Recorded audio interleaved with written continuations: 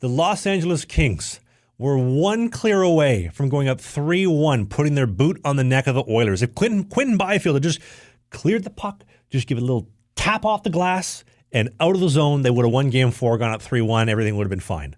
Since then, the Oilers are 13-2, dominant. They seem like, in Blades of Glory, when Chaz Michael says, Michaels and McElroy are a freight train from hell. We're going straight up the ass of the competition and no one's stopping us. That seems like the Oilers right now. And are the LA Kings, is it not me that thinks the LA Kings, were they not the best team in the playoffs outside of the Oilers? They're the only ones that was able to beat them twice and almost getting them down 3-1. Look, you can draw parallels to the Edmonton Oilers owning the LA Kings the same way they did with the Winnipeg Jets back in the 80s. Mm-hmm. It's just, when you have the structure the way you do in the National Hockey League, now that we're back to divisional rivalries, this is what they want. They want divisional rivalries. They want teams going up against the same team every year. They want that. This sport. I don't like using the word hate or hatred, but you want that kind of rivalry to be like, oh, those guys again. You know what I mean? A little bit of animosity, and they got it. And I guarantee you, the LA Kings are doing everything that they possibly can on the whiteboard in the offseason or the AI board, whatever they're using. Going, how do we beat the Oilers next year? Because odds are we're going to see them again. Well, and you want to talk about stupid decisions. That coach's challenge that Hiller made in Game 4, that turned everything around. It's almost as dangerous as you playing junior hockey date, a 26-year-old single mom in Fort McMurray, Alberta, once upon a time. Her name was Junior A. Janelle, and she was out of Bonnyville. No, I'm kidding. Hi. Home of the Pontiacs. Are they still the Pontiacs? Still the Pontiacs. Game 1. So what do you think of that Draisaitl goal, the first goal? We'll get to the overtime stuff. Let's just break the game down in sequence here. That first goal, a minute in. Honestly, when I was watching that, it kind of brought me back deja vu. I felt shell-shocked like I was playing in Mississippi because Bob's sitting there. I'll take the first 4 rebounds, guys. Don't worry. Maybe you can get the 5th in the back door if you don't mind. Yeah, look, the Edmonton Oilers went full blitzkrieg on that one. I'm pretty sure that Chris Knobloch said, okay, guys, here's the deal.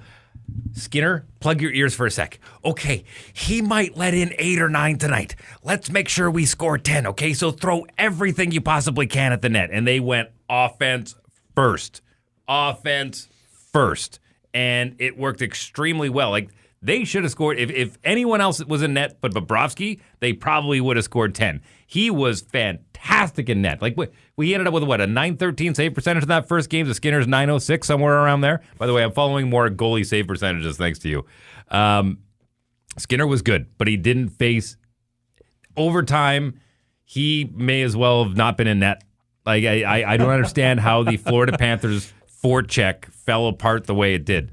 Like, I don't know if they just thought, well, this is normally working. Why isn't it working this time? I don't know if the Oilers figured it out, if they weren't fully committed to it. I think the Panthers took a night off. And that Sam Bennett, God love him, he's still the top scorer in the playoffs, if I remember correctly. Moment David is. But for Florida, yes. For Florida, yeah. He is... They looked tired, didn't they? They just looked mentally drained and not the Florida That's not Panthers. An excuse, though. You're playing against a team that played just as many games as you did last year, just as many games in the regular season. They played just as many games. They had guys that played in the Four Nations face-off, just as many guys as you did. So the tired thing doesn't hold water with me. I don't like the fact that you get outshot 15-6 to start the game in Game 1 of the Cup final.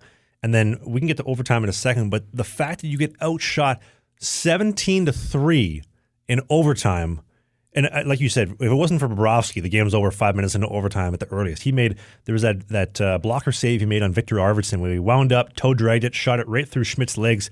The guy had no idea where he was. He looked kind of like you, with only having one eye in his right-hand side, right, as the D-man shoulder checking. And then that phenomenal save Bob made cross crease. I think it was Puzzloskins or whatever.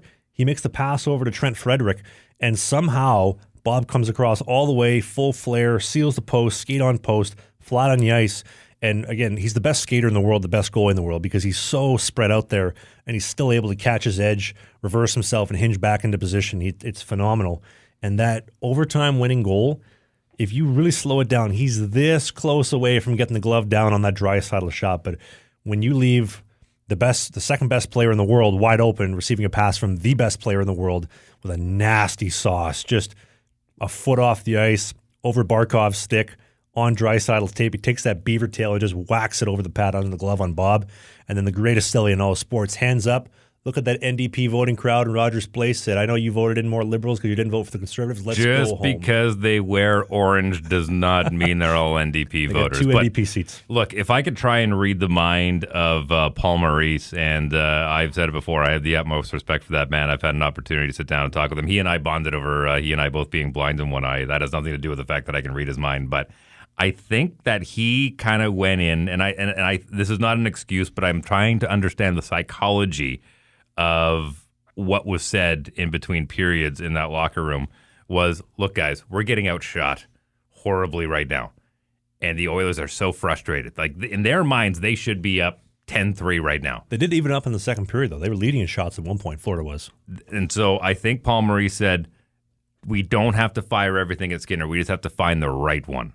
We just have to find the right one. It doesn't have to be 30 shots this period, but it has to be the right one. So find the right one. Did you notice, too, there was a period of time in the second period where their cycle game and the way that they were engaging the D-man from the point, putting pucks on net, and to be honest with you, Skinner got lucky a couple of times, but he did make a couple of good saves. There must have been a 2-3 minute stretch where they were just cycling, and everything was on it. They must have had 8 or 9 different shots. Hey, if you enjoyed what you just saw, we do new clips every single day, twice a day on the Clips channel. You see clips right here. And beside Dave's crotch, we have a full-length show every single Sunday, right by my hand. Click right here.